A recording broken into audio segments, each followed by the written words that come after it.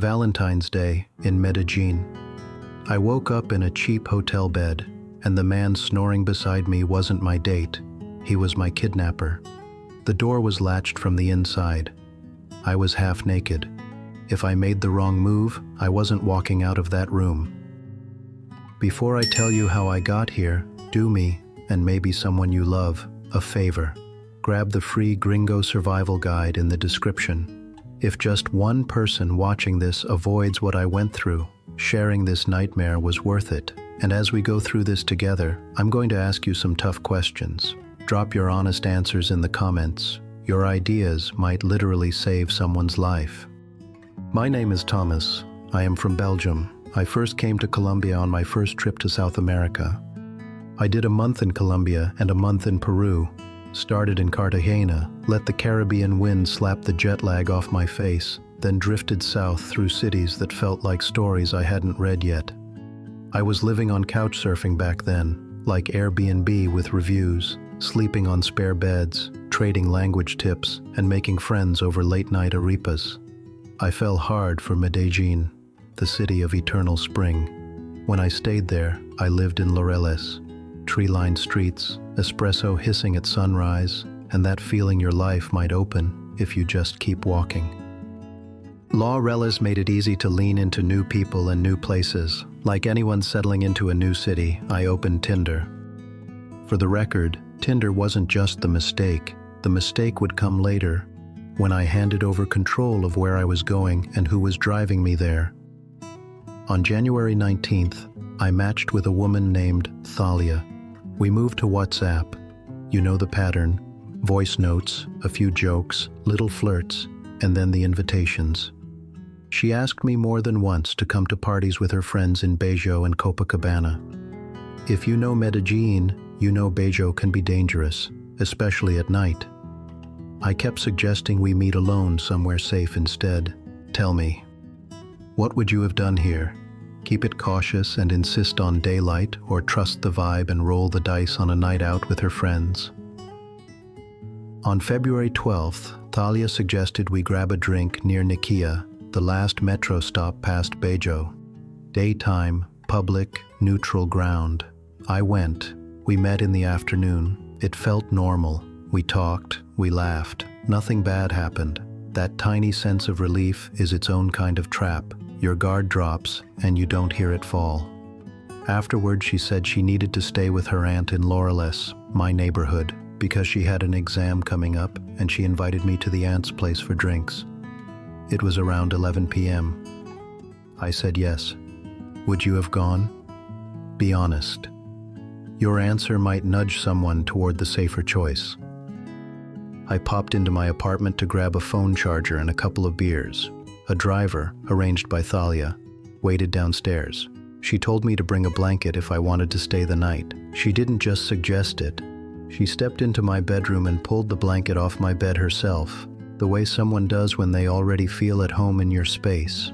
I now realize that when your date packs your blanket, you're not going to Netflix. We headed to the car. It looked like an Uber.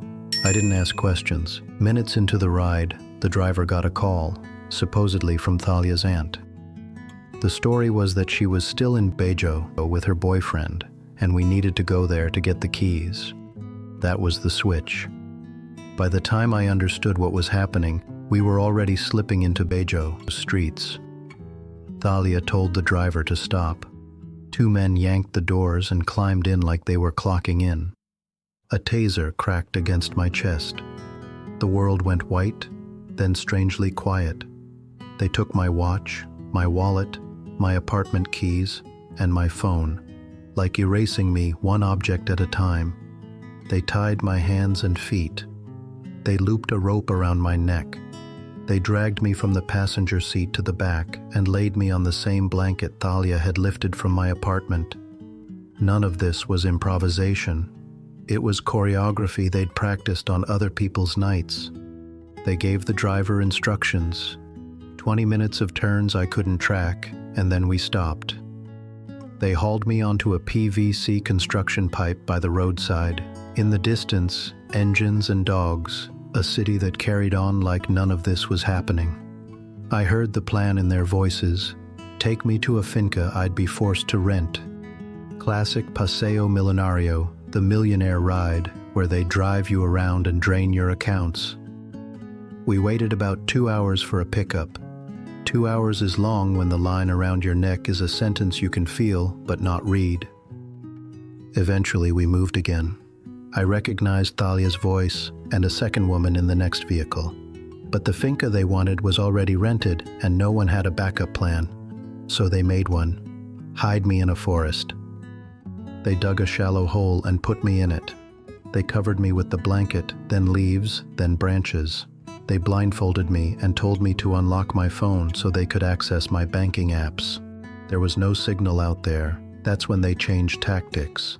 They burned a cigarette into my hand. They punched me in the stomach to collapse the argument out of me. They pressed a knife to my throat and told me if my codes were wrong, they'd cut off my fingers one by one. 2 armed men stayed with me while the others moved like a team that had rehearsed being cruel. I am claustrophobic. It's not dramatic in daily life. In a hole, with branches pressing on your ribs, it's the only thing you are. Panic came in waves. The world got very small and very loud. They forced me to smoke a pipe. I believe it was Basuco coke paste residue. The edges of everything grew soft and mean. My body went quiet. Compliance felt like a new language I hadn't wanted to learn. If you've ever been truly trapped, what did you do to keep your mind from breaking? Breathing tricks? A phrase? Counting? Put it in the comments. Somebody will need the advice more than you know. The next day they hauled me out and took me back to a main road. About 20 minutes later, we arrived at Parque de los Novios, where another car was waiting. I was instructed that if anyone spoke to me, I should say my 2 companions were Gabriel and Jesus, that we were friends heading to a farm in Copacabana to party. You can move a lot of evil through a city if the person in the middle of it can smile and lie for you. On the way, we stopped in Nikia to pick up a woman they described as a sex worker named Vanessa, supposedly for me. The message was simple. Do what we want, empty your accounts, and you get rest, a beer, and a body.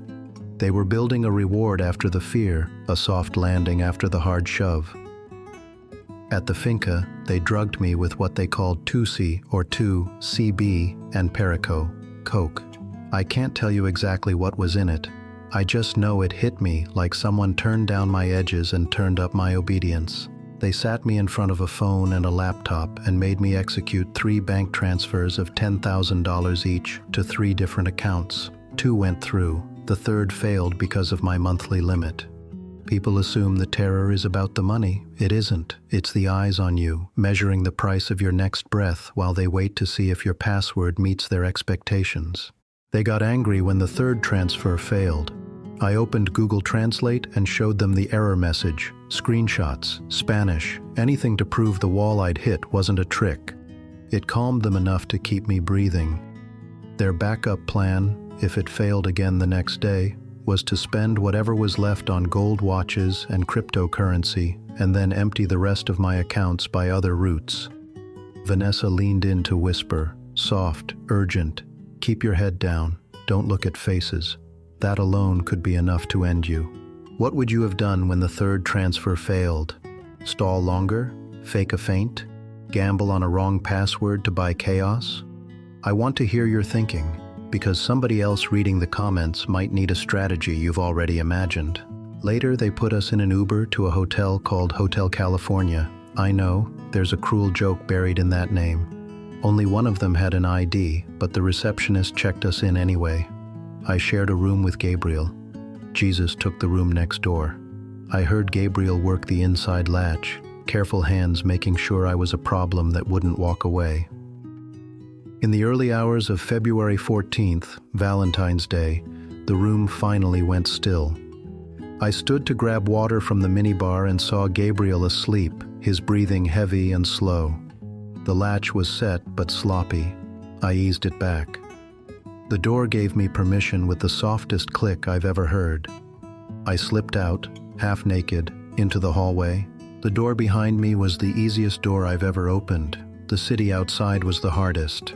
I tried to wave down taxis to take me to a police station. Turns out there's a dress code for getting help. Nobody stopped for a foreigner in underwear. I asked passers-by how to find the police. I found a station, but the gate was locked and the lights were dead. I went to a bank and asked the security guard to call the police. He did. They came. They took me to the Belgian consulate. I called my parents. The kidnappers had already messaged them in very simple English. I filed a police complaint. I spent my last nights in Medellin and flew back to Belgium on February 17th. Back home, I followed news about crimes in Bejo, though headlines don't stitch you back together. Through Facebook and talking with locals, I believe I identified Thalia and another woman as Maria Lopez, about 22, living in Villa del Sol near Bejo. I was told she had drugged an Asian man before and fled to Spain to avoid investigation. Those are allegations I heard, that's all I can say. People always ask what I regret. I regret surrendering the ride. When Thalia ordered the car, I handed her the steering wheel to my safety. I regret accepting the last-minute detour to Bejo. I regret leaving bright public places for a private address I couldn't verify. If a driver suddenly gets a call, if the destination flips, if your gut feels like it just stepped off a curb that wasn't there, you don't negotiate, you don't argue, you get out. Pride won't save you. A pretty face won't save you. The safest word is no. But hear this too. Colombia isn't a villain in my story. I have unforgettable memories of that country. Good days, good people. Friends who insisted on walking me home in the rain. Vendors who laughed at my Spanish and then gave me extra empanadas for trying. This isn't about hating a place, it's about telling the truth so more people can love it safely. If you've stayed with me this far, I'll share one last detail from the moment that saved me. Lying in that hotel, listening to Gabriel breathe, I counted, not seconds, breaths. 30 in a minute, give or take. I decided I'd leave when he hit the low 30s 3 times in a row. If you're ever trapped and trying not to go insane, give your mind a small math problem it can solve. Mine was 3s, 32, 30, 31. Go. Sometimes survival is nothing more than a number you make holy. What would you have done differently earlier? Would you have refused the first invite to Nikia, insisted on a cafe in Laureles with too much light and too many cameras, ordered your own Uber or called a taxi line you trust? Put it in the comments. Someone is going to read what you write and make a safer decision because of it. Here are the rules I wish I'd followed. Control your ride. Meet in daylight, in places you know, around people who would notice if you vanished. If a plan suddenly reroutes to a neighborhood you didn't agree to, say no and leave. When someone starts managing your logistics for you, they're not being generous. They're taking your steering wheel. And if you ever see a rope, a taser, or a blanket that isn't yours, understand you're already in the second act. I want you to travel, learn a city's rhythm, drink coffee that ruins all other coffee, make friends you'll still message in 10 years. But I want you to come home with your hands, your money, and your story intact. A Paseo Millonario isn't a ride anyone should take. If this helped you, or if you know someone planning a trip to Colombia or anywhere in Latin America, share this with them. Tap like so it reaches the people who need it. Subscribe for more true stories, the good, the bad, and the expensive, because the truth makes you harder to hunt. The link to the free Gringo survival guide is below. If you've lived something like this and you're ready to talk, you can share your story anonymously. The next person who watches might be watching because you were brave enough to tell the truth. Valentine's Day in Medellin. I woke up next to a kidnapper in a place called Hotel California. I walked out because, for once, I didn't wait for the perfect plan. I walked out because the smallest door opened and I chose to move. Stay smart, stay safe. I'll see you in the next one.